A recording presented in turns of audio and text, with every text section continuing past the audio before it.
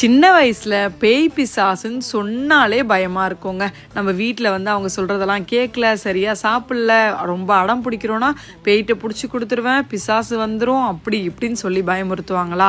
அதே மாதிரி பார்த்திங்கன்னா எங்கேயாவது வெளில போயிருக்கோம், யாருமே இல்லை, பட்ட பகலில் ரோட்டில் நடந்து வரும்போது யாரும் இல்லைனா கூட நம்ம உடனே ரொம்ப பயந்துக்குவோம். தூரத்துலேருந்து யாராவது மனுஷங்களை பார்த்தா ஓடி போய் அவங்கள கையை பிடிச்சிட்டு ரொம்ப பயந்துட்டேன், என்னை வீட்டில் மட்டும் கொஞ்சம் விட்டுருங்க, பேய் வந்துருமோ பிசாசு வந்துருமோன்னு பயந்துட்டேன், அவங்கள பார்த்ததுக்கப்புறம் தான் உயிர் வந்ததுன்னு கூட நம்ம நிறைய பேர் சொல்லியிருப்போம்.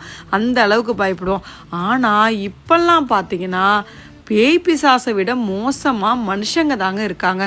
உண்மையாக தாங்க சொல்கிறேன். பேய் பிசாசுங்க கூட பரவாயில்லன்னு தோணுதுங்க. சில பேரோட செயல்பாடுகள்லாம் பார்த்துட்டு நிறைய பேர் வந்துங்க கொஞ்சம் நேரம் ஒன்றுமே இல்லைங்க, கொஞ்சம் நேரம் நீங்கள் வந்து எங்கேயாவது பப்ளிக் பிளேஸில் தூங்கிடாதீங்க, கொண்டு போய் வச்சு புதைச்சிருவாங்க. அதுவும் நீங்கள் நல்ல விதமாலாம் முன்னேறி வந்துட்டிங்கன்னா அவ்வளோதாங்க, எடுத்து கல்லால் அடிச்சுக்கிட்டே இருப்பாங்க. அதை கண்டுக்காமல் நம்ம போயிட்டே இருக்கணும். அது சரிதான், இல்லைன்னு சொல்ல. இருந்தாலும் இப்படியெல்லாம் பண்ணுறாங்கல்லங்க சில பேர். அவங்களுக்குலாம் புரியுமா புரியாதா அவங்க பண்ணுறது தப்பு, இது கர்மா, இதோட தப்பை எல்லாத்தையுமே, இதோட தீய இது எல்லாத்தையுமே நம்ம தான் அனுபவிக்க போகிறோம், நமக்கு கர்மா வரப்போகுதுன்றது அவங்களுக்கு தெரியுமா தெரியாதா? எனக்கு ரொம்ப நாளாக டவுட்டாக இருக்குது. நம்ம தப்பு தான் பண்ணுறோன்றது அவங்களுக்கு புரியுமா புரியாதுன்னே தெரியலங்க. எனக்கு தெரிஞ்சு பேய் பிசாசை விட மோசமானவங்க சில மனிதர்கள் தான் நான் நினைக்கிறேங்க. நீங்கள் என்ன நினைக்கிறீங்க?